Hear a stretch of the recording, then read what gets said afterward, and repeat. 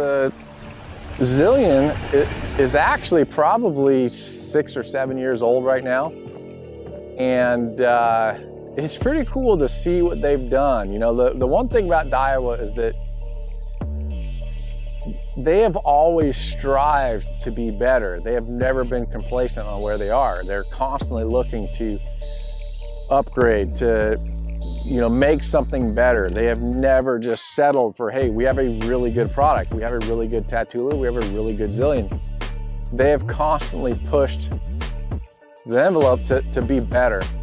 And really what they've done now is they've come out with the new Zillion SV. They have basically taken all the technology that they have learned over the last, you know, 6, 8, 10 years and everything they've done, and they've improved on it and made it better. And now they've crammed everything they possibly can into one reel, and that's the new Zillion SV.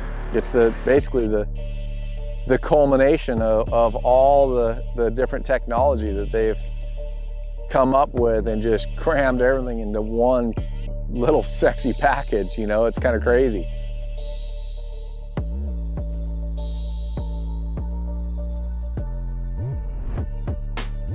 What they've done with the new Zillion SV is they basically have a new system.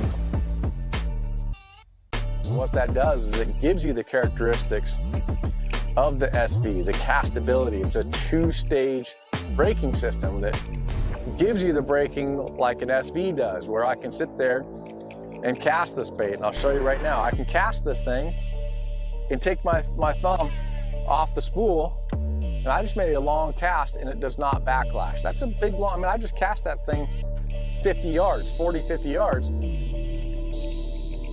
and never put my thumb on the spool.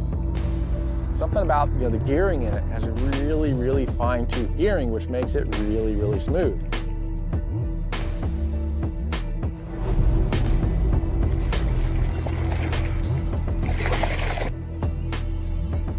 Now it feels really good.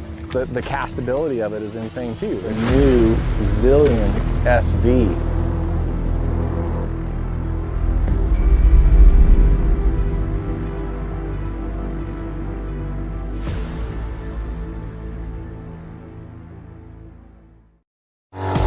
When there's miles of water in front of you and hundreds of feet below, you need a boat with the chops to dominate, no matter the conditions.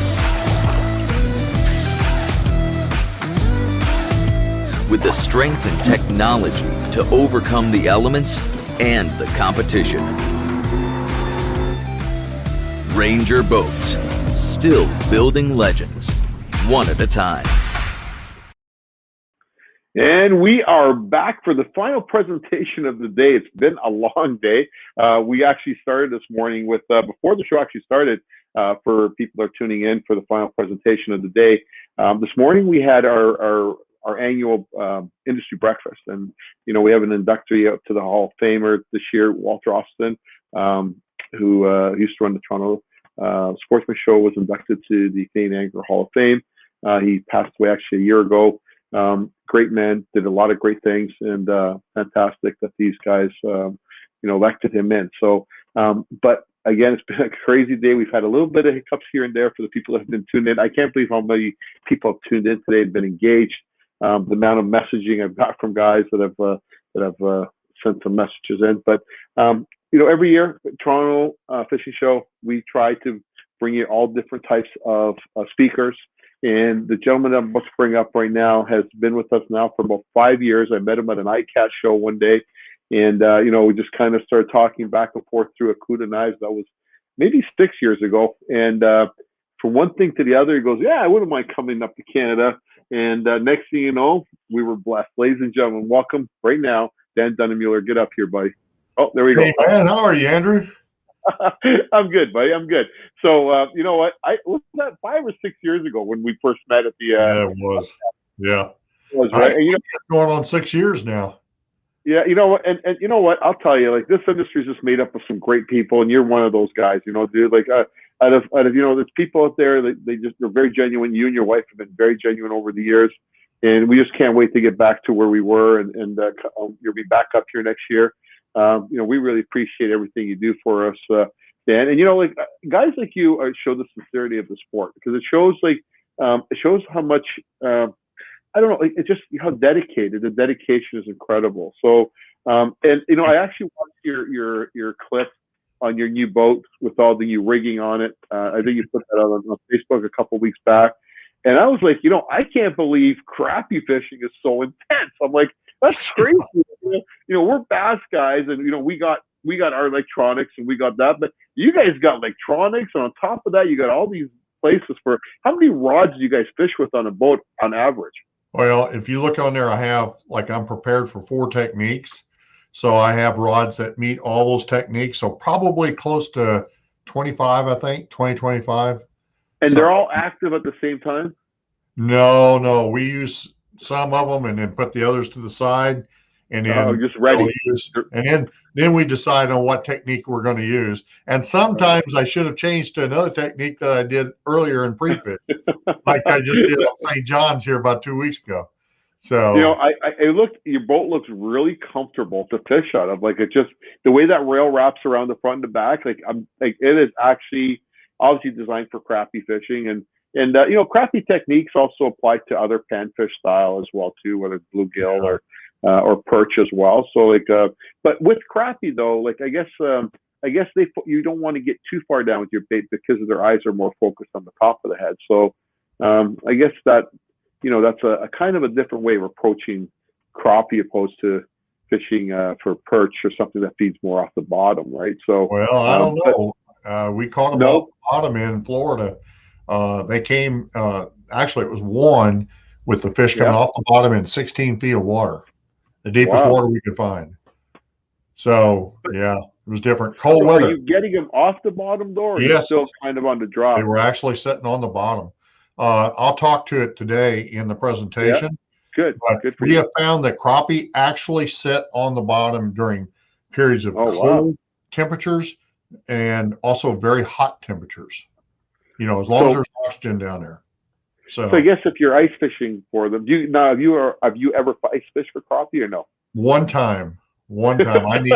I need to really get up there. That's when COVID hit. I was supposed to come up and do that, And I'm ready to get back. I want to come back up there and try it because a lot of times where the fish are located when you're ice fishing, and you're drilling your holes and you're fishing them, and you find them in big numbers.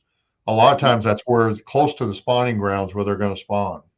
So, and they're moving under the ice a lot of times if they're active. Depends on barometric pressure. Well, you know what? Next year we're hoping the show is going to be back, and maybe we get you to come up a couple of days earlier. And we got lots of guys right now that are fishing crappie. Certain lakes not far from here are just loaded with crappie, and maybe you guys call them crappie, not crappie, right? Or do you guys call them crappie as well? Depends on where you go down here. Some of them are crappie with O, and some of them are with crappie, and I get called crappie a lot. And then some places Sockeye, it just depends on what part of the country. Sockeye, I've never heard Sockeye. Louisiana, Sockeye in Louisiana. You know what? I'm gonna tell you, I kind of don't mind that. Because that word crappie is not a justified name for such a tasty fish. Because I'm telling you, it's probably one of the best eating fish, and the colder it is, the better they are. So it's just such a terrible name, crappie. Where I think. What did they call it down there? Sosole? Wait, say that again. Sockeye. Sockeye. All right. With and they're called specks in Florida. They're called specks? Specks. We got speckled trout. See, we got speckled trout in Canada. We can't confuse people here now. But Sockeye, we can. That'd be fine. We can actually do that. So. What are you really catching up down there, Dan? Dan, what is your catch? I might. If I get down to Florida, I'm definitely. I don't know. ICAST sounds like ICAST is going to go this year. So I don't know if we're going to get a chance to come down. I don't know if we're going to get through the border, but we're looking forward to coming back there again next year. It's a place where we met, and it's a great show. There's all kinds of new product there. And to be honest with you, I try to resemble my show off that, but more for a public. So I really love the fact there's new products and the manufacturers, and we try to somehow image that nowhere near it, because that show, like ours, is just swallowed up in one hall. There's like 6 halls like ours there of all new stuff, plus different levels. So it's kind of crazy, right? So, but okay, so what I'm going to do is I'm going to leave this to you for now, and I'm going to be listening to your whole seminar, and then I'll come back in. Might have a couple of questions for you, and folks, if you have any questions, feel free to ask away. And I know that I take a lot of trust in this guy, and I don't know about the ice part of it, but sometimes Florida is though. All right, buddy, take it away. How to catch crappie. There you go, guys. Yeah. Well, hello, everybody, and good evening. I'm glad to be with you, and thank you, Andrew. It's an extreme pleasure and an honor to be here on such a great show, and I've come prepared today to kind of help everybody in some facet of this sport. And Sue and I, my partner is my wife, and we fish as a name called Crappie Mates, and my official name is Crappie Dan.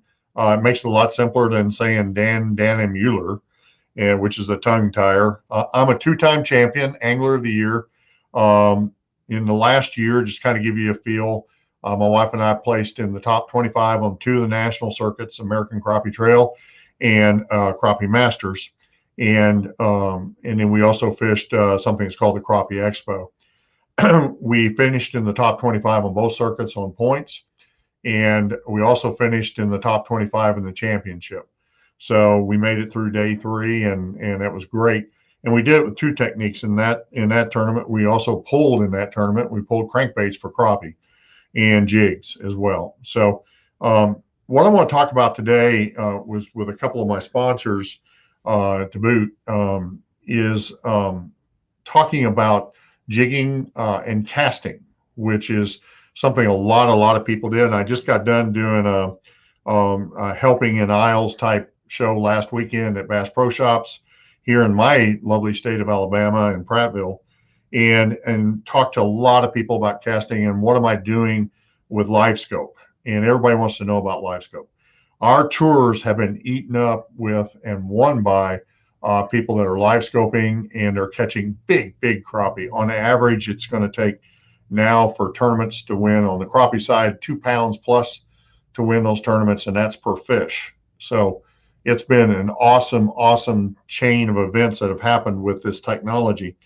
And some of my sponsors, you've probably seen, if you've been up on my website, you can see a little bit on my shirt, is Yamaha, absolutely Yamaha Outboards, Ranger Boats, Garmin, Power Pole, Offshore Tackle, Bobby Garland, Roadrunner, True Turn Hooks, Driftmaster, Bass Pro Shops, Cabela's, Mossback Fish and Habitat, Transducer Shield and Saver, B&M Poles, Miller Tech Batteries. I want to talk a little bit about that in a little while. Precision Trolling data, which some of you may know from Mark up there and Fishing 411, and many other sponsors. We have about 32. So if that tells you anything, we keep busy not only fishing, 10 to 14 tournaments that are qualifiers and championships, but we also keep busy on teaching and showing. So I'm going to show you the real top techniques today about just casting, and this could be from the bank, it could be from a kayak, or it could be all the way up to a boat. And what Andrew was talking about, my boat's a Z521L, and it's a dual console for my wife this time as well. So we fish all techniques from pulling, pushing, casting, jigging, live scoping. We do it all. Sometimes we have too many techniques because we get sold into one early in a pre-fish, and then we get turned around on it. So a lot of you do not tournament fish, so I want to talk about techniques and things that you can have, and then I'll give you what the winning combinations are in equipment so that you know what the upper standard is and you can build up to it, or you can just go out there and have fun and for families. I helped a lot of families last week on equipment and rods and reels and line and all that kind of thing, just to go out and have fun and catch a great meal of crappie, because they are so good to eat, like Andrew talked about. So what I want to do is start on the seminar and a few tips, and then by all means save your questions or write them in, and Victoria and Andrew will keep track of them, and their wonderful team, and I will answer every single question that you have as long as you have questions, and I'll even help you with some of the questions that you may not know to ask. So with that, I want to talk about the equipment that we use and what's on that boat that you could use in different settings and different boats and different techniques. We're going to run for this year 2 live scopes up front. One's for my wife and one's for me. And we are targeting fish. And so, and we can pretty much sort between types of fish now. We've gotten to the point to where we can dial in these live scopes to where we can tell what it is and what it isn't. But I also want to show you structure, or at least tell you about structure that you can fish with, and baits that you can get on the internet if you can't get them there physically. So we're going to use 2 Garmin live scopes. I've graduated from 9-inch for my live scopes to 12-inch, and I'm running a 1243 XXV for this year. It's a brand new unit for this year. Just came out, just became available in January. I'm still playing with it and scoping it in, but I already love it. I've got a 1222 that I ended the season on last year that I'll be also augmenting with it. And there's many reasons why we have 2 units up there, not only for live scope, but for mapping, for the new side scan and the new clear view down from Garmin. They have 2 transducers right now, the GT36 for the back end of the boat and GT56 for on the trolling motor. And I run a Garmin trolling motor, 57-inch. I love it for pulling and pushing. It's so efficient. I use Ultra Maps that comes from Garmin, of which every day they're merging Navionics into their maps, and they now have 3D maps. And you're going to definitely want to check out the 3D maps for sure. And then I'm running power poles on the back end with 10-foot poles. I am running the charge system from JL Marine. If you haven't heard about it, oh my gosh, it is absolutely awesome. And I'm using Militech batteries. And I'll talk a little bit about power as well for those of you that are techies. If you're not techies, don't go away. I'm going to talk regular stuff as well. Had to make a few notes because I wanted to follow this, so I got through everything for you and what to use it for. Live scope. It's not just for us guys with big boats and everything. Live scope now has mounts where you can take it in a carry bag, like for the ice fishing. And you can also use it off of docks when the ice is out. And a lot of people there's dock mounts now out from Valor and other companies where you can mount it to or clip it to a side of a dock or a kayak or whatever you want to use. You can fish out of a canoe if you wanted to and use a smaller version of it, and it's going to work just fine. My seminar is going to be on ice out conditions after the ice is off for those of you that have hard water. And for those of you who don't have hard water, it'll be right in your well there. The crappie, after ice out, the temperatures are going to rise pretty quickly after ice out occurs. And as long as you have good, warm sunshine on continuous days, it will gain momentum on the temperature rising in the water column, especially on the surface of the water. So what happens to those crappies when that happens? The fish are going to move on ledges and deep areas on conditions that are cold, because you're going to have cold times and you're going to have warm times. So, and you're going to have high pressure and low pressure on the barometer. You're going to want to fish the warmer days in the springtime when it's warming up. And the key temperatures you're going to want to look at, and there's been a lot of discussion in my off season about temperatures, and there's going to be some things coming out that are going to help you if you're just a weekend fisherman or you fish once a month, or if you just want to go out in springtime and catch a big mess of crappies. So in the warmer days, those fish are going to be trying to find that water temperature that's rising into the 50s. And so if there's a dark bottom, there's grass beds, and I know you've got them in your backwaters and like the Lake of the Woods. Some of the river offshoots, those kind of things have dark bottoms on them where there's been grass or there's been rock. They're going to warm up a lot quicker. And so when it gets into the 50s, those male crappie are going to come up in numbers. They're going to be the first ones that come in. And those crappies are going to get where the spawning grounds are, and they're going to get into those shallows. And when it reaches 55, that water temperature reaches 55 degrees, you're going to have those fish starting to come in big numbers. And so the first ones that come in are going to be your males, and you're going to be able to catch those males. And when they start turning darker in color, that means that they're getting closer to spawn. And usually that happens 55 to 58 degrees, just under that 60-degree mark. So the months, it depends on the weather patterns. It depends on your area, how far north you are. If you're in the southern part of Canada, or if you're in the northern part of the U.S., wherever you may be, it's going to be on what's happening there. The north, northwest, northeast parts of lagoons or stretches of water, it's on the backwaters where those crappies come in and spawn. What's going to happen is those are going to warm first, because the wind is not going to touch those as much. Where the wind hits the water more from those areas, the north, northwest, northeast, wherever the cold temperatures come from, then that's going to be the area they're going to get into, because they're protected.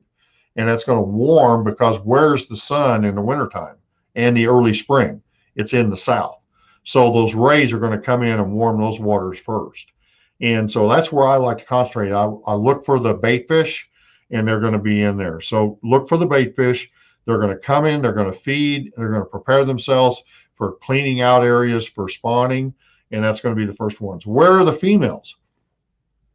Well, the females stay back. They go to the ledges that are sitting just off those spawning grounds. So if you have a ledge that's got some water that's deeper out there, and deep is relative, then if it's the deepest water is 20 feet in this lagoon area off of, say, Lake of the Woods, then the first ledge that comes up to where those spawning grounds are, they're going to be sitting, and they're going to move ledge to ledge. If there's more than one break, they're going to move in as the temperature warms. The females may not always move in, they may move up in the water column. So if you're using live scope, I like to see where the concentrations of fish are, and if the water temps are lending itself to where those fish are moving in, then look there, but look overall where the fish may be. And that's going to tell you where they're at. It's going to, and especially with live scope, you can actually tell those fish from pike and bass and all the big long fish. They'll show up on those screens very clearly. So what I like to do is I like to look for those females out from those spawning grounds with the live scope and see what depth they are. If you got high sun and it's warming and you've got a barometer, it's steady, then those females are going to be rise up. Now, why do they rise up? They're going to be in there for their backs to warm in that sun. And then what that does is it causes the eggs in them to grow and to grow faster. So the more sunny, warm days that happen in a row, the more that those fish are going to come up in the water column. And what we do now with live scope is we now target those bigger fish that are on our screen that we think are the crappie, and then we're backing off of them. And I'm going to talk about the technique on that as well here in just a minute. And I'm sure you've got questions about what are the best settings on live scope. If you're a live scoper, I can answer those as well. But I wanted to talk about the location of the fish. So if you're in a kayak or something smaller and you don't have live scope, then look for in clear water. You actually sometimes will see the crappies up in the clear water, and they'll come in as the water temp reaches that 56 to 58. You'll actually see their backs, and you'll see the dark fish in schools coming in there, and that's the males. And the females are more singles, and they run through the spawning grounds. So what I want to talk about now is not spooking these fish and how we're targeting the females that are sitting out here by themselves and the bigger fish. If you want that, if you want numbers, then targeting the fish that are sitting along these break lines that are in the shallows where there may be grass and patchy grass or rocks that are patchy, and that's the area they're spawning in. So what I like to do, and what we're doing a lot on the tournament tours, and this will apply to the day-to-day fishermen, is that we're looking on live scope 60 feet out. And then when we find them, we will then come in closer to where we're within 20 to 30 feet from them and stop. And when we stop, we're now going to be looking to cast, or a lot of us are pitching now to these fish with longer rods and casting with 6 to 7 foot rods that are perfect for these baits that we're going to be throwing at them. So I like to look for these with live scope 60 feet out. Then when I get them in closer at 20 to 30 without spooking them quietly, then I like to bring in my live scope and bring it down to 20 to 30 feet. And then I will then make sure that the bottom is not overwhelmed with the unit. In other words, I like to do an auto bottom range, or I'll set it, if it's all going to be 10, then I'll set it like at 12 so I read this thing well. And that puts a grid in front of you that will grid those fish to a little bit better where you can tell how big they are inside that grid. And so Sue and I have been doing that last year. We got into some really big fish last fall, and I mean, they were 2+s and doing that technique. If you get too close in clear water, they're going to spook on you. The other thing we've learned is they are now becoming very wary of live scope and the technology of the vibes of the technology hitting their lateral lines. And so we're finding that a lot of the fish are spooking off structures 20 feet out. And we've seen this over and over again on different lakes and different rivers where they'll spook 20 feet out. So a lot of times we have to find them 30 and beyond, and that's why I go 60. And then as I dial that in closer, I can see what they are. Make sure that they're bass or crappie. And I know a lot of bass fishermen are doing this as well. And these big crappies sit in places we never thought they were. These big crappie, a lot of them, if there's a tree out there in the middle, it's the only tree, you used to think, well, they're all on that tree. They got to be on that tree. Well, the smaller fish are on that tree, but the bigger fish are sitting out 20 feet from that tree. And so they're close where they can go in and get the food, but they're not out there spooking the fish, the smaller fish. So what I like to do then, when I've zeroed in on a fish or a couple of fish, I'm going to target one of them, and I'm going to pick the biggest one if you want biggest, and I will then cast to those fish or pitch a bait to them. If they're 20 feet out, I can pitch a bait now out 20 feet with a spinning reel, even with a 6 to 7 footer, or we use big long poles that are 18 foot now in singles that we're using and drawing line out and pitching it out to them. So you may have to make multiple casts, but the key is cast past them and then let it arc back, and you'll see it on your live scope. Let it arc back past the fish. And sometimes you can even tell what direction they're facing. And one real good way is a lot of times when it's warming in the shallows and the males are in there, the females out away from it will be pointed towards the shoreline. And if they are, the wind will also tell you something in the current. They'll always be facing up, either upwind, or facing up current. So make sure you cast past them, and you'll learn this with practice of how that arc is going to bring that bait right in front of them. When it does, it usually triggers a bite. If that fish is pointed tail towards where you're arcing in, it usually spooks them and they won't bite. I mean, we've traced them and tracked them, and sometimes we've tracked them for 1/4 of a mile. And so what you've got to do is you've got to make sure you don't spook them and that you get in there, because they will nail it. If you've got the color right, and if you've got the bait right, if you're using live bait, and if you get on those numbers of fish, I'm going to talk about what baits to use on those. You don't have to target these individual big fish as much when you do that. So one thing I want to point out, don't ever cast on top of them. A lot of people want to cast right to the fish. You see them out there in the water, it's going to spook them because it resembles, or they think it resembles, a bird of prey coming down on them to attack them. I've seen eagles attack crappie and get them, and I've seen them get whole sizes, and other types of birds of prey that come in here and feed on crappie. So they're very wary of the surface of the water. So go past them, and whether you've got a spinner on it or whether you just got a jig, make sure it's going to swing to them, or you reel it to them and then stop it. and let them come to it. But never let the bait go under them and stay under, because they won't bite it. Crappie look out and up. So you want to make sure that that target zone is going to come right above them or as close to the front of them as you can get it. Okay. If it's in deep water and those fish are deep, then you can vertically jig those fish either with a casting rod, or you can do it with a jigging pole that we use. And I'll talk about that equipment in a minute too. And you can vertically jig those fish with a spoon, a small, very small spoon, jigs. We caught them in Florida 2 weeks ago doing that, just that. The fish were sitting on the bottom because we had cold weather conditions. It was overcast. We had low pressure, but it was overcast. The temperature had dropped, but we had low pressure. Those fish were still sitting on the bottom because it was cold temperatures for them. And so what they were doing is we watched them on live scope come off the bottom, hit the jig, and I could almost say they're going to hit this rod right now. And Sue would yell at me, "They're on, they're on, they're on." And so that's how good that is.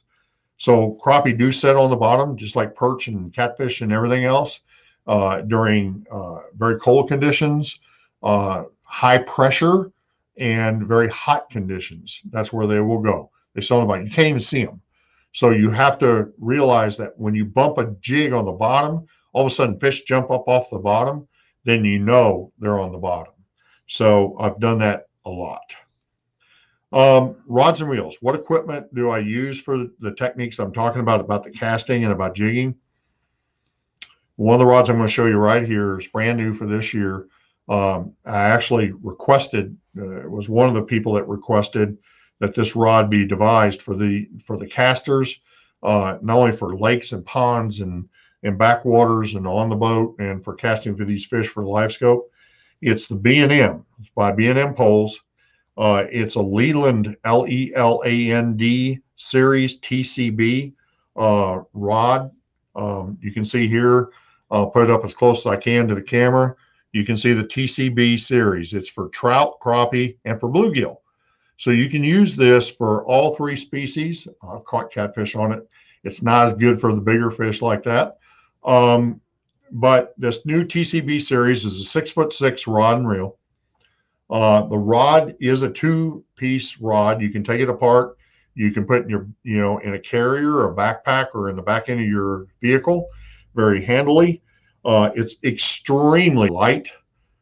Notice the handle that is on here. It's got a cork handle where you can put your fingers, you can feel that bite very easily. And the back end of the rod down here has got a longer one. That's the front end. I gave you the wrong end. There's the back end of the rod. So you can put your chest in this. So if you're fighting them and you want to use it and you want to brace it, you can do that, and then you can work it. That's what that was used for. So you could work for those big fish.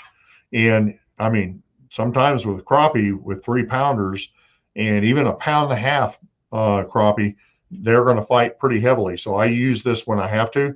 The other thing I like to do with it is to put it under my arm when I'm holding the rod and I'm fighting them, and I'm using my other hand to do the reel. So, and when I'm casting, I want to make sure that I can do a long cast, right? So what I like to do with this, I like to tool this up with 4 to 6 pound test, something that's very, very nimble. As you can see here, this is very, very soft, very nimble line. I use Gamma 4 and 6 pound test. I will either use clear for clear water, or I'll use a high biz yellow for a little bit of dingy water. And some of the off waters on Lake of the Woods up there and some of your river areas have a little bit more tainted color in them. And this is perfect line for you doing that. Now the 4 to 6 will cast a very long ways. And so to facilitate that, B&M just this year came out with a new Pro 50. This is an extremely small reel, and it's built for this rod and other rods like it. You can use it on another kind of cork handle casting rod. Pick the brand you want, but I really like it on this combo. These sell as a combo. So, or you can buy them independently. You can buy the rod or the reel separately. Put it on your favorite rod for this reel, or you can do vice versa. And I really, really like this setup. I can take a 32nd ounce jig and cast it a country mile. And so, and today I've got one of those baits on there is a Roadrunner, is one of the baits I like to use. This is a Roadrunner, and this Roadrunner is the Gold series. In this specific color, it's got a hair body, it's got a chenille body with a kind of a hair tail on this thing. My favorite color, chartreuse, with a little bit of gold tint in it with a gold blade. Great, great bait here for casting it, and you can reel it back, or you can go in and jig it, or you can let it sit on the bottom and bring it up and hold it still when they're sitting right on the bottom, and they'll come up there and hit it. I like on this chenille right here in the center of it, I like to put my favorite scent on there is Bobby Garland. I put a Bobby Garland slab, kind of a shad bait on this, and it'll stay on there. It won't go away. And you can put a liquid scent, whatever is your favorite scent. I love the Bobby Garland. So, but I'll put that on there and it'll keep it. And if you notice there, it's got, this one has a red hook, which is a type of hook that you can go in and it causes a reaction with the crappie or bass or fish and bluegill. And it's a attack because it looks like something's bleeding. I'll also use a gold hook on these if that's not, sometimes in clear water they don't want red, and sometimes they're not in that attack mode, so you're going to have to subtly get those fish. So I like to cast this. This is what I like to do. I like to use 32nd ounce all the way up to 1/8 ounce. 1/8 ounce I like to use in current and extremely long casts. So I'll go to a little bit heavier jig. If I want a slow drop, and sometimes those fish are suspended, I'll go to a 32nd ounce and I'll put a Bobby Garland 80 bit on there, or a Bobby Garland plastic like a baby shad. So with that, I want to show you some cold water baits that I really, really like, that will work for you in colder water, but pre-spawn and also spawn. One of those, if I'm looking for a casting bait that I want to go a long ways, but these come in all sizes. There's a brand new bait out. It's Team Crappie, and I'll talk about that in a second. This is a Perch Daddy, and Perch Daddies are sold, as far as I know, by TTI Blakemore, the Roadrunner people, and these are sold up in the Canada area in some of the stores up there. And if not, you can buy them online at ttiblakemore.com. I like these jigs, and you notice this is a white chartreuse combination. Great color for clear water. I also like this color for dingy water, muddy water. If it gets muddy in rivers, I love the white. But this bait right here is one of my favorite. The Perch Daddy is something that comes all the way in sizes down to 32nd ounce. So you can get it from different sizes, different colors. And then you can take the Perch Daddy and put it on here with what's called a spin collar. This is brand new from Team Crappie. This is from TTI Blakemore. You can see it there. Let it focus in. And this green chartreuse is another really, really good color. And you can use these jig heads independently by themselves on your line, or you can use it on a spinner like you see above it there. I like the spinner for when they're aggressive and you have a low barometer and the fish are suspended and you cast beyond them. The other thing is when they're on the beds and the males are up on those beds, you can use a spinner like this and bring it through the weed beds and that type thing without hanging up as much. So it's a great, great bait for those techniques. Another one, if I want a little bit bigger approach for those bigger crappie, there's the Crappie Tamer. This is brand new also. And as you can see there, it has lots and lots, if I can get it to focus in there. It has lots of little streamers coming off the tail. There you go.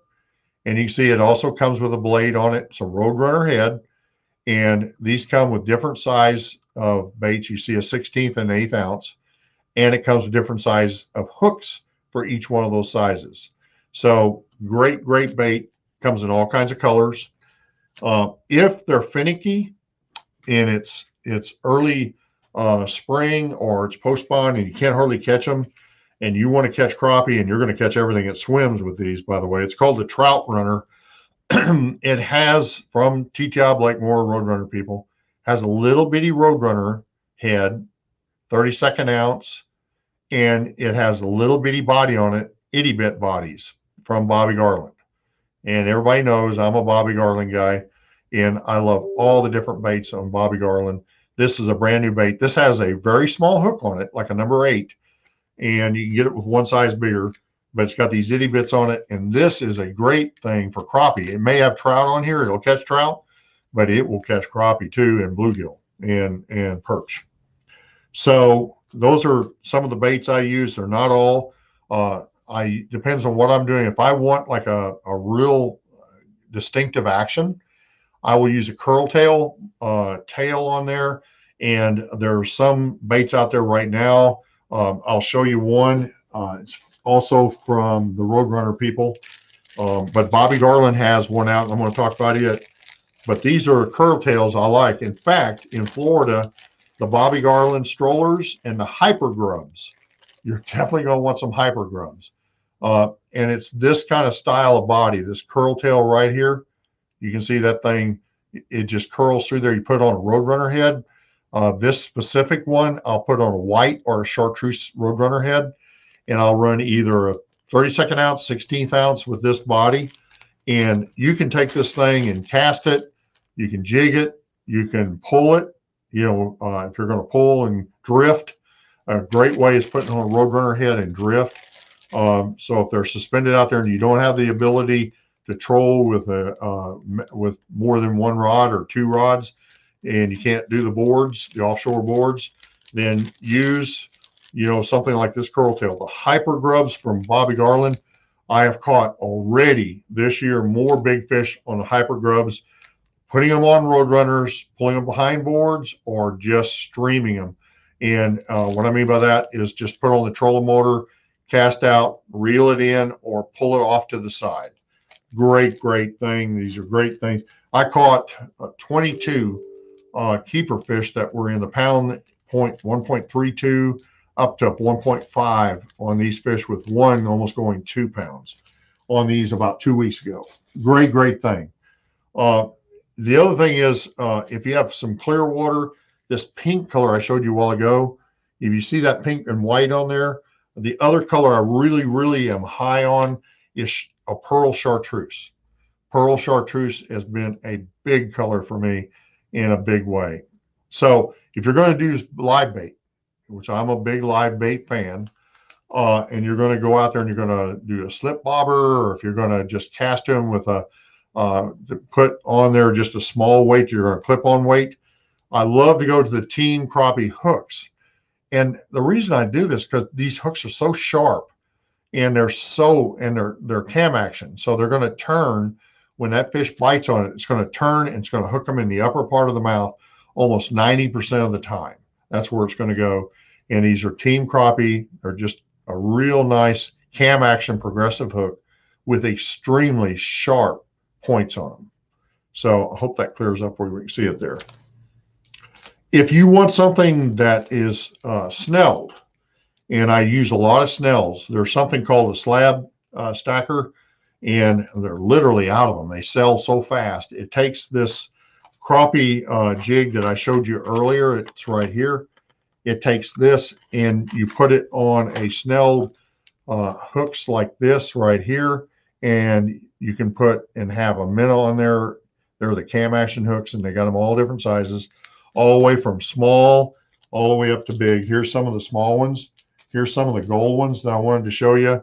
This is the gold color, and these are all snelled, and they have a loop at the top, and you can just hook those on to a 3-way or a 2-way. I use them both ways, in pulling and in one pulling, and then you can just, you know, fish it with live bait or non-live bait. So those are the main ways that I've been doing it for this past year, in using those specific baits and doing it, and putting like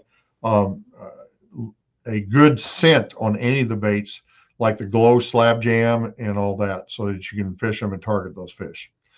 The live scope settings, if you want to write this down, some of the things you want to look at if you're a live scope person or you're going to want to get into it, is we turn off noise reject. We turn off almost all the settings, and put auto bottom find on. And on gain, I put auto gain.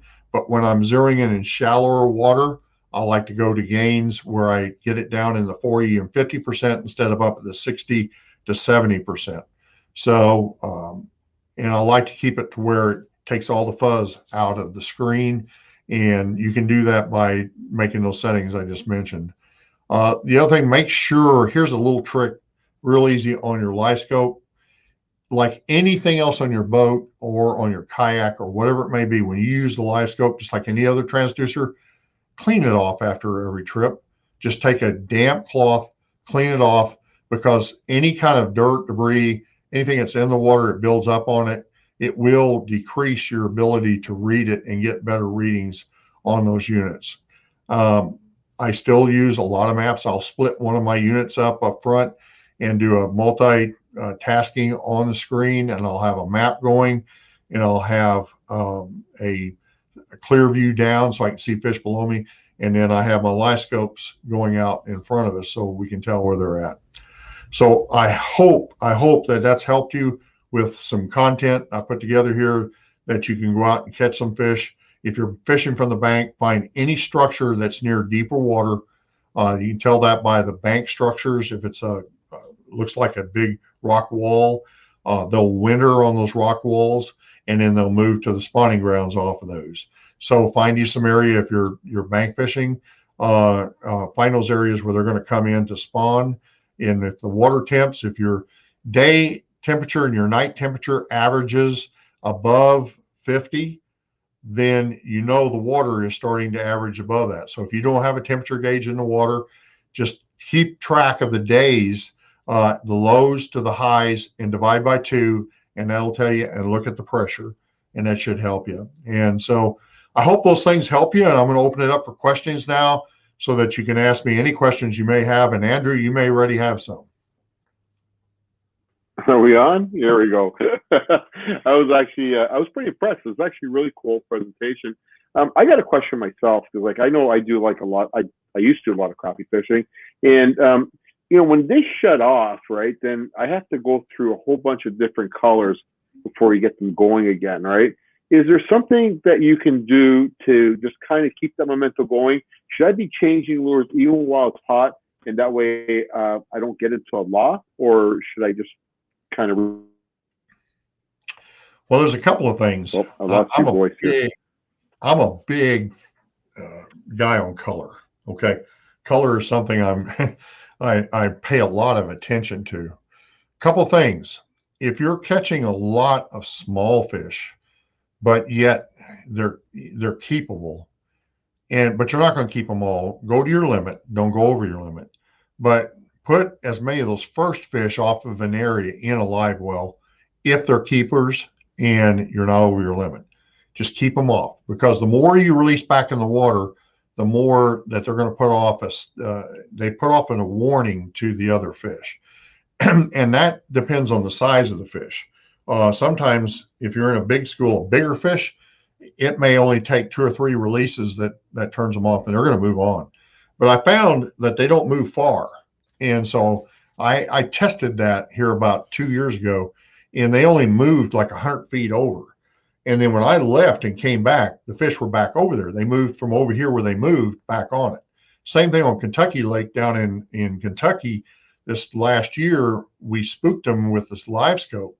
20 feet out, they came off the brush piles, the stake beds. And so what we did is I went with live scope, looked for them, and they were no more than 20 feet away. So what we did is we casted to them. We went in with the spider rigs, turned electronics off, and just went in and glided in there with the breeze. And when we did, we caught like 40 fish off that area. Before that, we couldn't catch them. They were moving on us.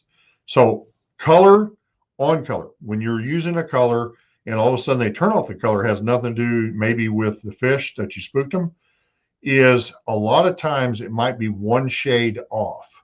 Something that's totally different that they've been looking at, and the other guy next to him, they went, hey, if you bite this, you're going to be in trouble. You know, they saw the other guy leave.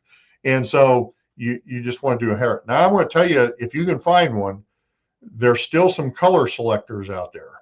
And those color selectors I have a couple of them I bought up that I'm keeping now. I just found 2 more that I've gone in and put back, and I use it reverently.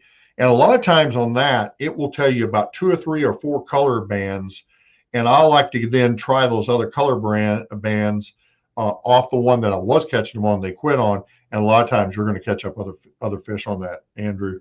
So same thing on bass. It's the same thing I found on bass as well.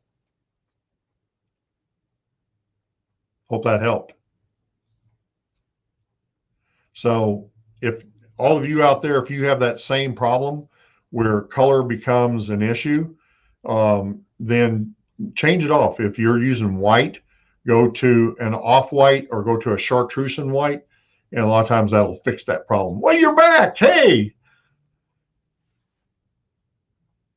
Well, maybe you're back. So I hope the color question for all of you out there has helped you. So Andrew, I cannot hear you. I can't hear you.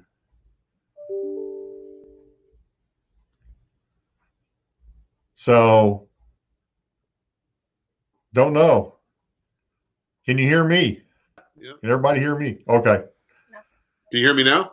I can. Yay! Hey, can you hear me now? Hi. Can you hear me now? I can.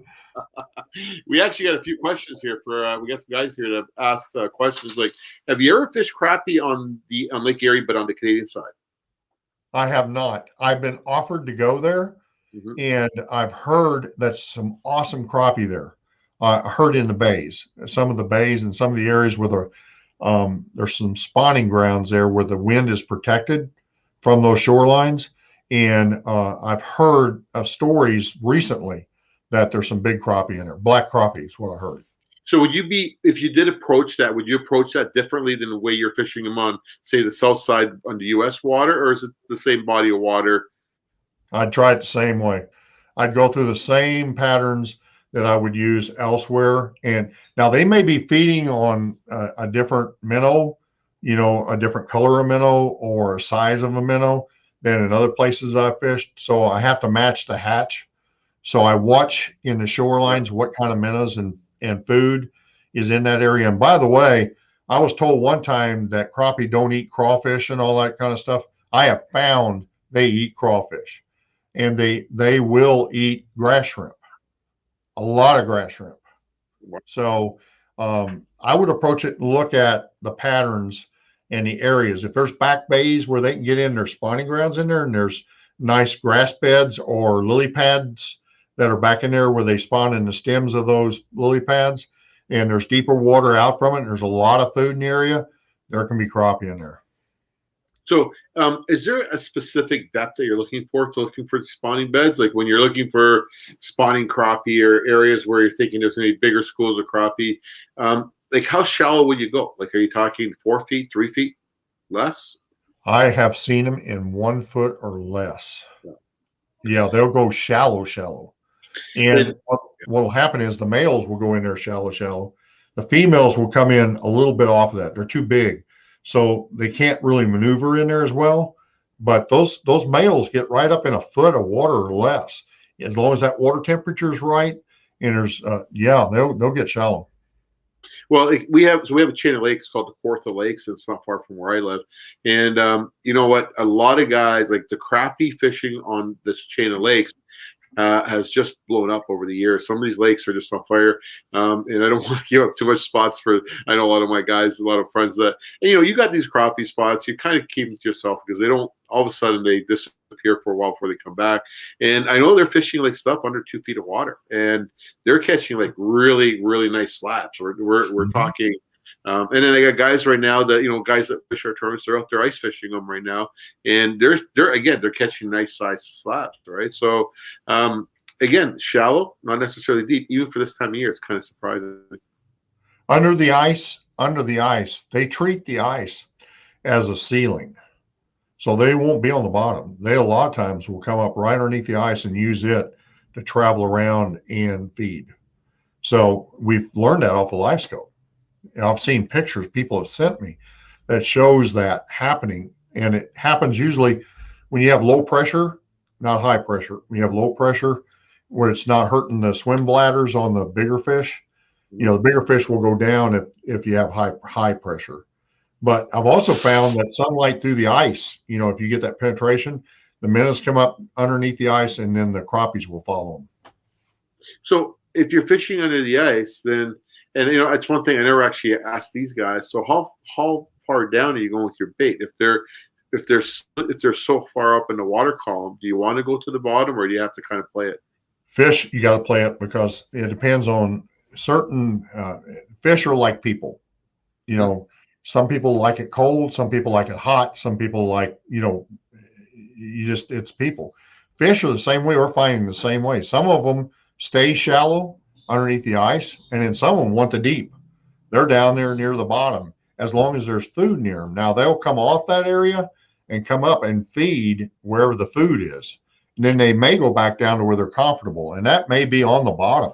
The really, really big fish, the 2 and 3 pounders that we've seen, and the 1.5 pounds that are up underneath the ice and that kind of stuff as well, what they will do is they'll maneuver, and they ain't going to go far. They're not going to move a lot. They're like great big bass. They have their little area they're going to stay in. That's their area, I had one of my brothers told me about this tree on this lake and doesn't have much structure in it. And this tree hung out over a creek channel, right? And he's fishing for bass. He's not fishing for crappie. Mm-hmm. He comes up there and he sees this fish on it. He didn't have light scope. This is before the days of light scope. And he saw this fish underneath this tree. He says, but that fish, he threw everything at him and he couldn't get that fish to come off there. He says, what the heck is this? This is a big fish. So he finally took a jerk bait. And he took that jerk bait. And by the way, that's a big secret too. In wintertime on lakes down here where they don't freeze and you got brush piles and that kind of stuff, take a jerk bait. I mean, big jerk baits, and take them where they suspending baits and jerk that bait over that brush pile and let it sit a couple of minutes. And if you've seen them on that brush pile before, they'll come up there. Big fish will come up there and slam that jerk bait. It's been a secret for a couple of years. So, yeah. So it'll work up there too. I promise you. I never would have thought, a fish that would go, like, especially a crappie, the way it's designed. It's not designed like a bass with a long body or a walleye. It's more of a flat type of pancake and short, stubby. And to take a crankbait or that's kind of awesome, actually, to be quite honest with you. I'm not going to lie. So, we catch them on in the summertime on Grenada Lake in Mississippi. And other lakes in Mississippi, and they catch them elsewhere as well on banded 300s. Wow! And you know how big a banded 300 is with that big bill and all that. Yeah, and they've got the whole crankbait in their mouth. Wow! Makes you wonder if it's more of a protecting situation or just kind of hitting something because it doesn't like it. I've always wondered some of these baits and some of the colors that we throw out there. I sometimes wonder, is it Mother Nature's way of the fish getting rid of something that doesn't belong? I don't know. It doesn't make sense, right? Like, it just doesn't make sense. Like, it is what it is. Dan, I got to tell you, I every year it's a pleasure to have you, dude. Like, you do a great job for us, and for your sponsors, like, your sponsors got to be very proud of you because. I listen to you. I listen to you at the show. It's obviously a lot more interactive. We get a lot of people there, and you get kids and you get adults, and it's panfish. We call them panfish, but crappie is a fish that when they come in abundance, they're so much fun. Like you're catching so many of them, and sometimes they don't all have to be big, but you're catching them, you're putting them back in. Like I remember when my girls were very young, Dan, I'll catch a crappie and I would put one in the live well, and it didn't have to be big, even like sometimes the smallest one, and it would keep them entertained and allow me to stay in the water for a lot longer because that little fish would just. And at the end of the day, I would just release it, right? But like, it's a great way to get your kids fishing. It's a great way to create these memories with our kids, the same memories we have with our parents and our grandparents. And you can do that for your kids. And there are time of years, and those times of years are actually approaching us now in the next 3 or 4 weeks when they'll start spawning, right? And you don't need a boat. You don't always need a boat, right? You can do it from shore. You can do it with a float. You can do it with just a bobber and the right rod. And you know, I've asked everybody else today when I talk to them. So if I had to go out and just buy a crappie, like say fishing rod and reel, but not necessarily directed straight for crappie, but something. What would be a rod that I could use for, say, bass, and I can also use for crappie? Because like not everybody's like a guy who's going to be like have a golf set where you got to have a rod for every condition, right? So for an average guy who was going out, what length rod would he need? What type of strength in that rod? What type of line should he put on his rod? Because a lot of guys aren't changing their lines. Like that's the unfortunate part of people that fish. They don't realize why you want to go with a 4-pound test or something so light opposed to just putting on a standard 12 pounds. Because yeah, I get it. It costs $20 to change that line. So a lot of guys just want something standard. So if that's the case, looking for something standard in a line, looking for a reel size that, you know, I'm thinking like maybe a 1500 style reel or 1,000, maybe a 2,000 reel is probably the best size reel. And then I don't know, like as far as rods, what would you prefer? Like a light action? Like I know light action would work great for crappie, but you know. I would go with a light action. And the one thing I've seen fly off the shelves everywhere I've gone now for families. And I mean, this one I showed on here, this combo right here is $80. So yeah. This is not your really expensive stuff that you've seen where these things would cost 200 and this other one would cost this other. So this would be the rod and reel that I would recommend, or something similar to it. And there's a lot of combos being sold by a lot of companies that are just like this, that a child can use, and husband and wife. I sold it to husband and wife people at the shows. In fact, we sold out. We last weekend we sold out, and we sold out the weekend before at the Grizzly show in middle of the America. And this rod and reel is a great way to start for anyone. Now there's a Zipco 33 that's a little bit heavier that you can put on here. A Zipco 33 on a light action rod. Kids can go out and use it. Moms and dads that have never really thrown. Sometimes people are scared by spinning reels, you know. But if they want to go, this will catch bass as well. Now it's going to be able to fight on a 5-pounder. So then go to the reel you were talking about with a light action rod, and get you a light action rod that you can go to, and they can cast that thing and not have many spool ups problems and that kind of thing, but make it light, you know, on the reel and on the rod. And that flimsiness in that rod, they can cast that thing out there a good ways. Just make sure you're not behind them and in front of them when they cast. You know, and I'll tell you that is you know, before I let you go, a very, very good point. And you know, folks, like, you know, you can get some really inexpensive sunglasses, especially if you're bringing your kids fishing and if they're fishing in an area, because the crappies do tend to school, and when they're flying those rods around, you know, you got 2 of them, so you want to make sure you protect them. And you know, I'd be putting glasses on the kids while they're standing next to each other and throwing, you know, so. It's just a safe way of fishing. We want to make sure that it's going to be a joyous way of fishing. But like we talked earlier with Jason, crappie are accessible from shoreline as well too for all the new anglers and people that are trying to get just fishing. And it's that time of year, so just stay tuned. And you know, you can always tune in and follow Dan on his own pages, and he'll kind of keep you in touch and what time of year and when the crappie start biting. I know you're from Florida, right? So you always got warm weather down there, except for last week, right? That's right. But I mean, yeah, it's right. Season, or do you not actually? Do you actually have a season where it's a better time of the year to fish for them, or not really? Well, the cold temperatures that we had the last 2 weeks ago, and a week and a half ago, those were not times to go out. In the hot summer. But we can still catch fish. If you don't mind bundling up, the fish are going to bite. Now, I actually live in Alabama, and so we get a little bit more mix, okay? And guess where I'm going to be next week? I'm going to be on Gunnersville. So it's supposed to be like highs of 30s, and so we're getting a little closer, you know. It's kind of, you know, to what you've got up there. So, and we're going to have to go in there with water temperatures that are in the 40s. So we're going to slow down. That's what you do, and go out there for the families. I don't know if I was a family, I'd go out there in 40s, with the wind blowing, Yeah. I'd wait a little while until it got a little bit better. I'd wait till the days are in the 60s and 70s for families and go out there. And by the way, on the east shores of Lake of the Woods up there, where the springs are that come out, there's a bait and tackle store about halfway up the lake. And I don't remember the name of it, but there's a big dock off the rock walls out there. That is a great place after the ice out for catching crappie. And they're not huge, but there's a lot of crappie in that area. And it's a great place to stop in and go fishing for a while. It's the glory about this whole deal and what we're doing.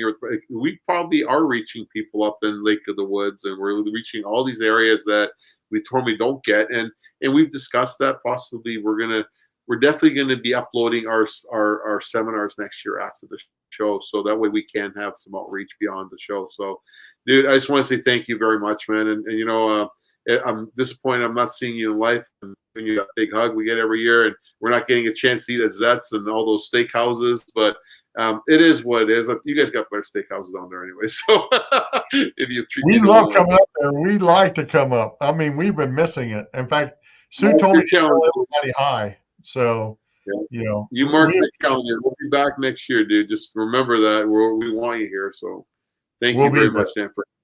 So thank you.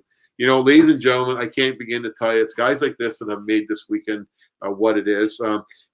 Moose, unfortunately, he's working out of his home. He's still doing stuff for us, and I actually got him on the line here. So we're going to bring Moose up. Victoria, you want to bring Moose?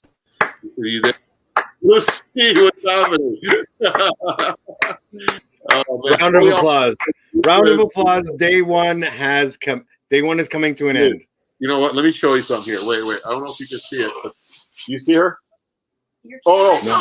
Oh, sorry. The camera. That's not the camera. I just flipped the computer on. I got the other camera there. So I don't know what camera is working anymore. I'm exhausted. We got a camera there. We got a camera there. We got a camera down there. We got a camera here in front of me, and another one here. Just like she's prepared for anything that can happen, and it's great that she's like that. Before you get to that, I did share my screen with Victoria, and I want to bring up one picture for a quick reason. Victoria, you see that picture on the bottom I just shared with you? Look at that. Look at that. That's what Dan Dannenmueller calls a crappie. That's what we call a 4-pound bass. Yeah. I looked at it fast. I don't got my glasses. It actually looks like a bass. So I'm thinking that's a Florida. I've had the pleasure to speak with him every year. He's up at the show. I work the front stage. I've gotten to know him and his wife, and it blows me away. Like, look at the size of those. Like, I thought my 15-inch was a slab. That's a whole table. You know what I mean? Honestly, they're good people, and that is incredible. That's incredible what that is. Yeah. Maybe we got to get him up here in the summertime. He can teach us how to catch fish like that. I've talked to him about that. I'm a big fan of Dan and everything that he does and everything that he's a part of. Like that's. Oh, he's still in the background there. I see him. Hey, Dan, what's happening, buddy? I missed you this year. Dan. There you are. What's up, pal? I was really looking forward to this year, and I was like, you know what? Dan's going to come up. His wife's going to come up, but COVID. Shit happens. Oh, excuse my language. Now Victoria's going to edit this whole video. Sorry, Victoria, it was not me. But Dan, that because I look at that fish and I think to myself, that's a world record crappie. I've never seen a crappie that size. Like, how big is that thing? 22 inches? That thing was right at 21. Wow. And it was 3.27. Wow. What's the state record down there? 4, I think it's just under 5. Wow. Yeah, that's all released fish, or are you keeping those guys? No, those are release. Yeah, those are big. We don't keep a lot of crappie. We're in tournaments a lot. Now, I will tell you, if you've been following me on Facebook, you say you've been following, you've seen our lake and all that. Yeah. And I have mossbacks in there, and I've got crappie in there. I put 1 2.5 pound white, like you saw in there, they're all the way down to about 1.5 pounds when I put them in there a year ago. Yeah. And I put in a black crappie up to 1.5 pounds, and I've got about 20 of those. So if they spawned this last year, I'm going to have a whole brood of them coming up. So, I'm ready for that because I feed these fish twice a day. So you don't eat any of them. Those were not in my pond, by the way. Oh, okay. Those came out of public waters. And That's Dan, amazing. You don't eat any crappie. You don't eat crappie. Like I know, like bass guys don't eat bass. Oh, I eat crappie. Oh, I just don't get to clean them often because a lot of times we come off the water and it's like bass fishermen. I was a bass fisherman too. I fished for 25 years, bass fished. And, you get in that center when you see these big fish, you just can't kill them, And so, if I get them in 1 pound to about 1.5 pounds, pound a quarter for us now, we will clean those if we get time. In fact, Sue's been after me about cleaning fish, this new year. She has been saying, we're going to clean some fish this year. Get Paul Palace. He'll come down there. He'll clean them up like in seconds. The guy's amazing. So I don't know if he does crappie though, but he does everything else. But sorry, I wanted to ask a question. Yeah, go ahead. What's a good recipe for crappie? Like, what's a good we'll put them up, fry them up. But do you guys do anything different with them, or is there a method there? Moose has an answer. I want to hear what you. Go, Moose.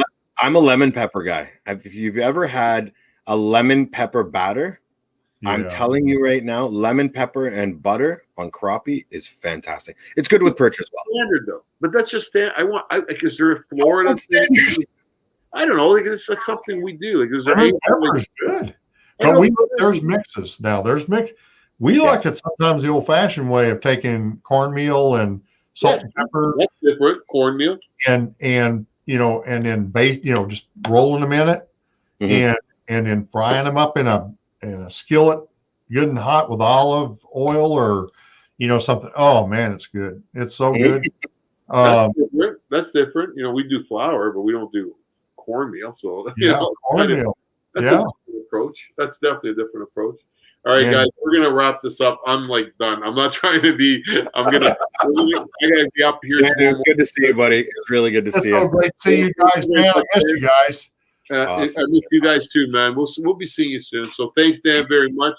Bye. I just want to touch base with tomorrow morning. I'm missing my paperwork here, but tomorrow morning, guys. Get your paperwork.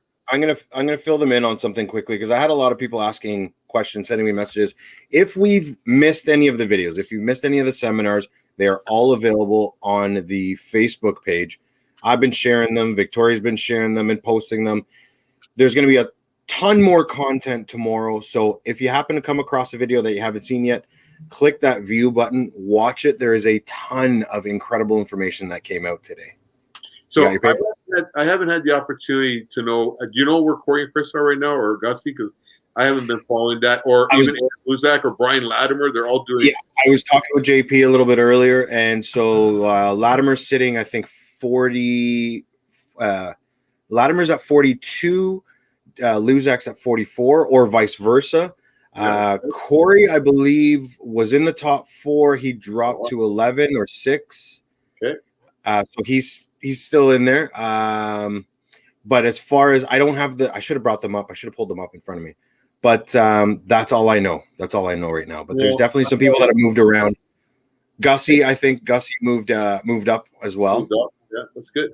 Yeah. Well, you know what? These guys, they're Canadian guys, and they're doing really well in the States. So it's good to see that. We'll get a report from Dave Mercer tomorrow morning, and he'll tell us how the elite boys are doing. And I'll look into Brian and his. Again, they're on Sunday night, so I actually want them to do well. And unfortunately, if they do well, they won't be on the show. But if they can, they're going to be on the show. So it's you know what? You're always talking about everybody else's tournaments. Another question that has come up is your tournaments and what's happening with you. So before you do the recap, why don't you end the day with your tournaments, your fishing, your anglers? Because I got my number, and look. Vita's gonna kill me, but I kept this number at the last tournament last year, and in hopes, and it went up on my vision board. Yes, I have a vision board. And I wanted number 11, and I got the phone call, and Vita said, Moose, guess what? You're number 11. Boom. I want to surprise you guys with this. The power of the universe. Moose the power of the universe. Power of the universe, right? So congratulations to my number 11. So, what's that? And congratulations to my number 11. Are you sure? I thought that said 110, dude. I No, no.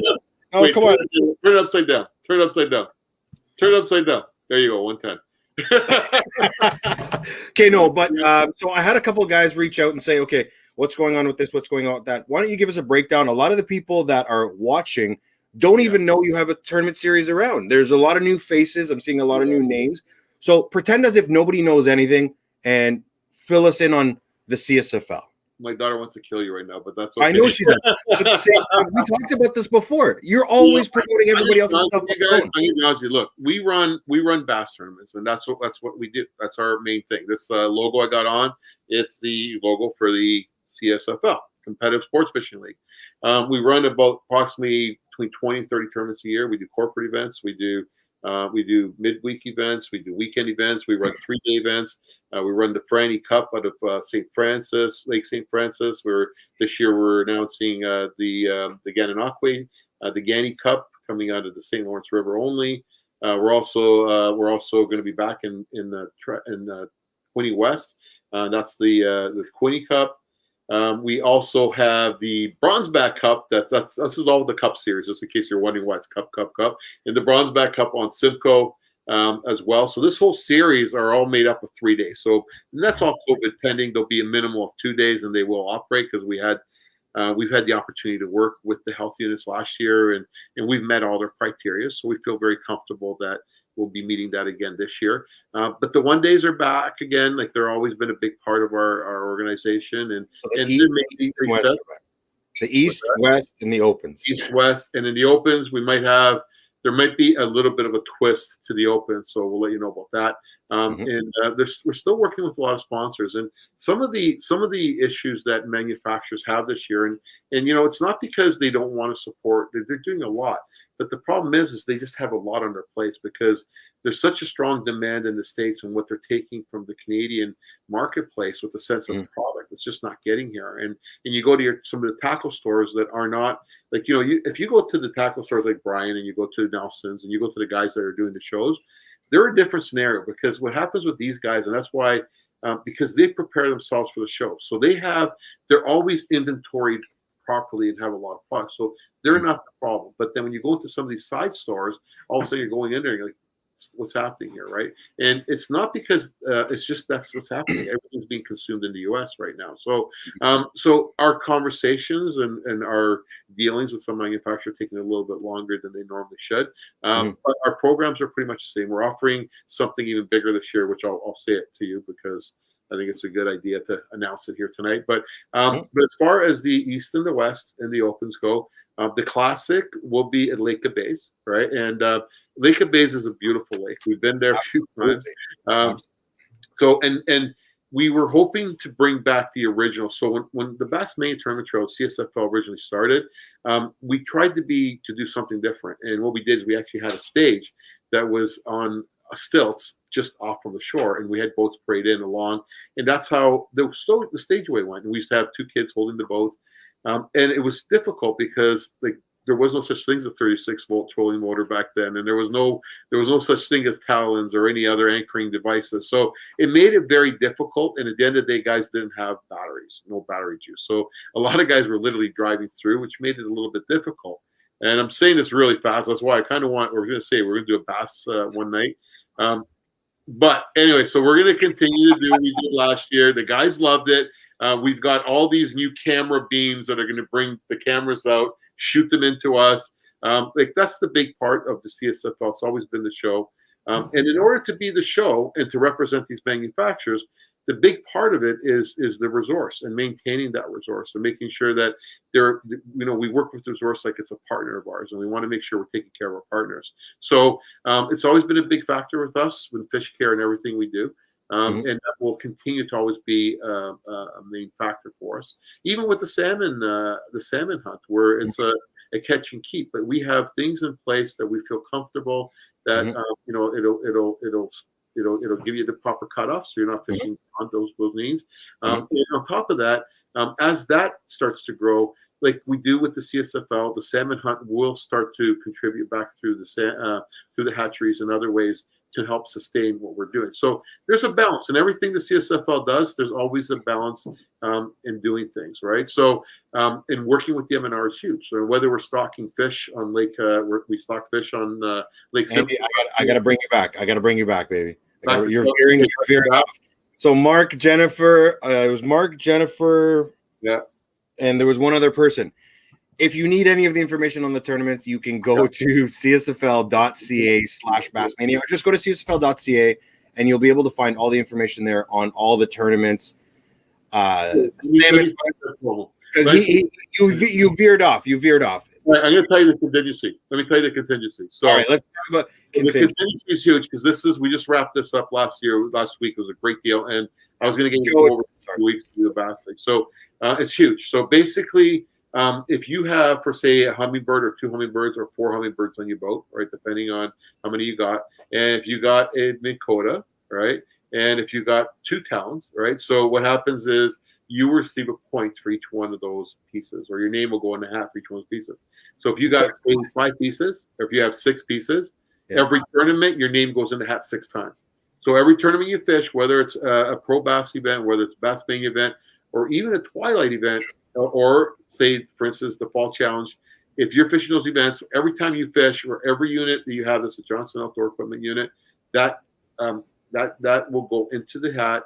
And at the end of the year, at the end of the Franny Cup, we will be drawing for 2 brand new fish finders, 2 brand new Raptors, which are absolutely cool. Like, I don't know if you've had a chance to see them yet, but the Raptors are awesome. And a trolling motor of your choice. So that's like a $12,000 package. A trolling motor of your choice. So it can be any trolling motor. Well, some guys some guys still prefer. Like, I'm one of the guys that like the old types. You know, I know you like your fancy the cable drive. I like. What if I have? Does that include? What if I have a 4-bank charger and a 2-bank charger? Okay, no, because we can't see that. So the thing is, I can open those compartments. Yeah, but you know what, though, Moose? The guys want to be clean and quick in the morning. They want us to check their boats and go. If we have to start doing that, it'll slow down. I'm just teasing. I'm good for 5 ballots, so I'm good. Yeah, that's what I'm saying. That's the only reason why, certain things we want to make sure that the process and you know what, those chargers are phenomenal. If you're not running a Minn Kota charger, they're priced reasonable. They do the job, and I can say probably 90% of the guys that are fishing tournaments are using Minn Kota chargers, right? That's awesome. Well, we'll talk about that again because again, I know even Joe was asking about it. We'll talk about it again another time, but I wanted to talk to you about it because I did have a lot of questions. Yeah. People were wondering, and all the information is on the website. The problem with people is they don't do their own research. And if you don't know where to look, it can get frustrating, but go to csfl.ca. All the information is there. Every single question that you are going to ask me or Victoria or Vita or Steve or Joe or Bob or Nick or whoever, all the information is there. All you got to do is read. Or register for this mailing, because actually if you register through the mailing, you're going to get a daily newsletter. And you will also get notified when we're going to be going live with our other stuff. So we will be having a bass show. Hopefully within the next 2-3 weeks, we'll get Moose up here, or we'll do it the way we're doing it now and just kind of talk about, our bass tournaments and stuff that's going on. We also need to talk about the salmon, because the salmon hunt, we introduced that last year, and that was huge. So we had weigh stations that spanned from Weller's Bay all the way to St. Catharines. We had over $50,000 in prizes, not including the cash that was based on money in, money out. So we hit almost $100,000 last year based on what we did, and only over 1 month. So next year, or this year coming up, it starts July 3rd. We're moving it. We're going a whole 4 weeks before, and it's going to end on August 29th. I believe it's a Sunday. So first Saturday in July. So Moose will be fishing. I don't know whether he's going to be fishing bass one day and then salmon. Everything. If I picked up anything from everyone who you had on today, the best of the best in the industry, if I picked up anything from any of them, the females, the young, the old, all of them, it's time on the water. So I'll be fishing them. 100%. So recap. day one, usually at this point. So yesterday we missed our inaugural, the little go-kart thing where we sit back to back and I do the live and you drive around the show and we kind of show all the vendors and, there's nobody in the building except for Andy and I, and we're sitting on this tiny cart. So, Big Moose and Big Andy. 48 hours at that point. And we're sitting back to back and I have my phone and we're doing a live to show everybody the floor space and the different vendors. We didn't do that this year. So maybe we could sit back to back somewhere and do a live. I don't know. We'll figure it out. But at this point, day one is over. And you're happy. You've taken a deep breath. All is well. How do you think day one went? How do you think day two is going to go? And what do you think? It went really great. I'll tell you, I really liked the hummingbird commercial. I thought that was really, it was fun. I think we're going to wrap up the day with that because it's an ice fishing commercial. So I found it humorous, and everybody kind of said their new things. And I don't know if you heard the big news. Mercury released a 600 horsepower motor as well, so that's huge. I don't know how that reflects back on fishing, but a lot of guys are running 300s now. So who knows 10 years from now what we're going to see at bass tournaments. But I'm gonna ask Lund if I could put a 300 or 600 on my boat. Will it fit? Will it sink? Well, it won't sink. A Lund will never sink. But am I allowed to fish with a 600? Oh, dude, that's a lot of money. So, but you know what though? It's great, and it's always everything has a reason, and usually more for offshore stuff. But the information we got here today, I think we learned a lot, and some of them we had a lot of people, and so we're going to learn from some of our thoughts here. And our ice fishing panel was phenomenal. Like honestly, I couldn't ask for a better group of guys to start the show off the way they did. Probably the biggest challenges I had 4 guys that had enough information each that could have probably filled that show 3 times over. So the problem is everybody's trying to get a little bit of information from everybody.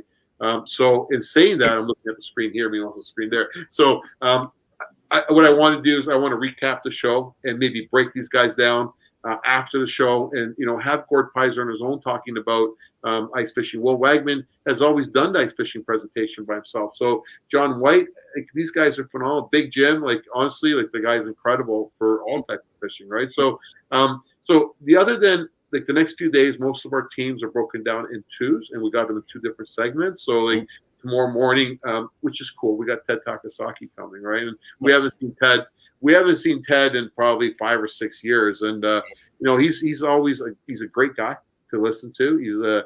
He's very competitive in the walleye world. He's very well recognized in that walleye world. So I think that's going to be a huge success, that seminar tomorrow morning, and we're going to move forward, moving next year, and even from today, we're going to definitely expand. We had the girls did a great job today. And that was a terrible question you asked them, by the way, but they all got a chuckle with it. Listen, everybody's got an embarrassing moment on the boat, right? So why not ask that question? Okay, we are not. What? Oh, okay. What's your moment? What's yours? What's your embarrassing moment on the boat? Are we? We should answer the most embarrassing moment on his boat. I don't know if we should go there though. Oh, okay. Victoria doesn't want to be editing anymore. She has no, but it does have to do with something similar to the girls. I mean, peeing on the boat's pretty simple for a guy, right? You would think, except when there's wind and waves and you're drifting away from an island where you're hidden, and all of a sudden you're not so hidden anymore. And there happens to be a public beach on the other side of this island, and you're standing with your fun in the wind. And yeah. So you're wearing your pants on top of it all. Well, I'm not paying attention. I'm looking down. I'm standing on the boat. I don't want to fall in, nor do I want to pee on my feet. And so I'm just doing my thing. And I looked up, and I drifted away from the island. And on the other side of the island was like a sandbar, and there was boats and people, and it was embarrassing. So was there laughter? What's that? There was a lot of oohs and ahs. A lot of oohs and ahs. That's terrible, dude. That's terrible. Oh man, it was an embarrassing moment. It was an embarrassing moment. But I honestly can't say I've ever had one. Come on, I'm not gonna lie. I don't know. Maybe I have. I just can't think of one right now. But we'll ask you that question again tomorrow. When I'm a little bit more awake. Exactly. You know what? I'm just gonna say it. So like as far as like I was going down that road, like those girls are phenomenal, right? Like I'm totally in love with Avery. She's such a sweetheart. And if you, like, you know, a lot of these people, if you're watching us here, like some of these guys, you can go, or girls, you can go into their Facebook pages and watch some of their presentations. And you know, I was impressed by all of them, right? Like, you know, I've always been a fan of Mariko. I'm not going to lie. Like she's, you know, she's a great angler. You know, she comes from a family of breeding of well anglers, right? But she is, I'm telling you, she's an amazing angler and an amazing person. So I've always been very impressed with her. Fantastic representative. Yeah. For sure. So and then I'll tell you right now, Megan, like I've seen so much energy there, and Kara, like all of them had the energy, but you know, Megan's a muskie angler, and you know, I would just like to see what she'd be like with a muskie on. Like I think she'd be just fun to watch. I think she'd be full of energy. Absolutely. I think she'd be so full of energy to watch. I think and that kind of stuff. I love to see that. I love to see the excitement that fishing brings people, right? And you know, we've had the opportunity to see Kara through our bass tournament, so we know what she's all about. And she's a great person, great angler, and we've been traveling around the world fishing for huge fish. I haven't even fished for that stuff that these guys fish for, so it's pretty cool, right? And you know, obviously Dan, guy. And then, you know, I'll tell you, the other one that I really liked today, like one seminar was, I really liked Jason's seminar because it brought me back. And the thing is, I think that we can all say we've all started fishing off a shoreline at some point or some place. And that experience makes you an angler for years after the fact. So the thing is, you know, to listen to stuff like that, to do some research, like you could really get, like, I came from the trout world. I started fishing streams. That's how I started. I remember kind of going around fences at the nuclear station and casting it. You know, we all did that. Like, it's not, I'm not going to hide it, right? Part of the adventure. Frenchman's Bay, fishing for pike at the bottom of Liverpool Road. Like, we all did that. Like, those are things, you know, creeks and all that stuff that we did. The bottom of the Rouge, you know, for catfish, like the kind of stuff, you know, that he talked about was stuff that I think made me the person I am in the fishing community. I'd like to hope that all these new anglers are coming to the sport. You know what? Take advantage of these seminars. If you can't, like you see them and you know about them, tune in. They're all going to be uploaded. You'll be able to read. You'll be able to listen to all of them again. Or tune in tomorrow or the next day and ask the questions yourself, because for the most part, they're all pretty much live. So right. And so anything that you want to rewatch is available online still, and we're doing it all again tomorrow. So tell your friends, tell your family. Like, is there any prizes? Are you giving away like a prize a day? So Victoria's got a lot of contingent prizes. They're up on the site, and I can't even think. And I know I'm bad to saying that, but you got to go into our website. I promise you, tomorrow morning we're going to sit there and name them all out. But you do want there is a resort that's giving away a weekend at the resort, and you have to like and share it. Victoria, what's the name of the resort, honey? So it's Buck Lake Lodge. You want to go in there, and what do you want to do? Bacala Lodge? What? What'd you say? We shared it on our Facebook page. What did you say? Buck Lake, not Buckeye. You know what? That's an Italian lake.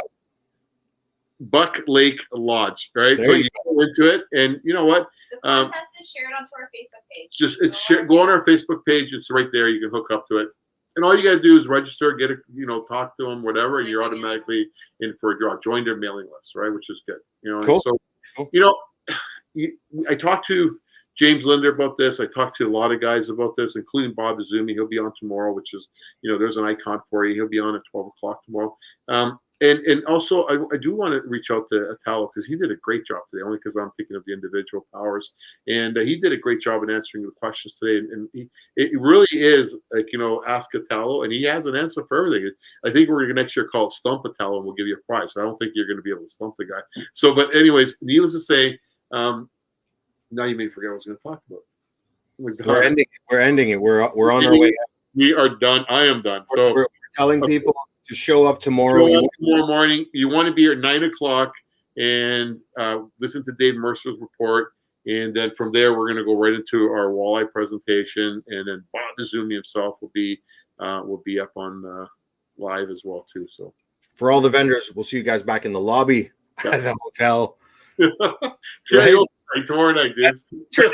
Tradition. There's so many traditions that we're all missing out on, and Zets is open if you want to go there. Zets is open. This is true. But it's just, you know, as much as I was talking to Shannon today and we said the same thing, it's like we're there. Why? Because we keep seeing some of the faces that we haven't seen in a very long time. So you're missing this. You're missing that whole. I can tell you don't want to let this go. You're like, no, man. We're gonna have a big party at the Pilates, and it's gonna be like the karaoke night. Dude, what's that, Victoria? 6 feet apart. Everybody's got 6 feet apart. That's fine. That's fine. Nobody can get anywhere near my microphone. It's just my beautiful voice. I just want to say, guys, people, thank you very so much. And we're rambling on at this point, and we will be back tomorrow with all kinds of entertainment and opportunities to learn how to fish. Reach out to the fishing stores. Take advantage of their deals because Fishing Depot has discounts. And you know what? Mega Jigs. I got to reach out to Steve because they've been supporting our show for a while now, especially all you bass guys.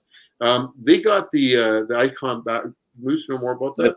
Lithium batteries, and they got a really good deal on, specifically put on for this week. So guys, you want to get, I know you got a lot of electronics on these boats right now, and you want to lighten your boat up, and that's the way to do it, especially replacing batteries. Maybe you should take a look at these lithium batteries, and they're priced right, and they're on special specifically for the show. So incredible price right now. Incredible price. Go to their Facebook page, just send them a message.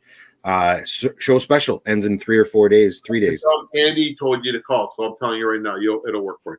All right, folks, I'm going to say goodnight. Boo, say goodnight. I've said goodnight 3 times, my friend. Dude, you're not going anywhere. I can see already. Turn around. Bruce is out of here.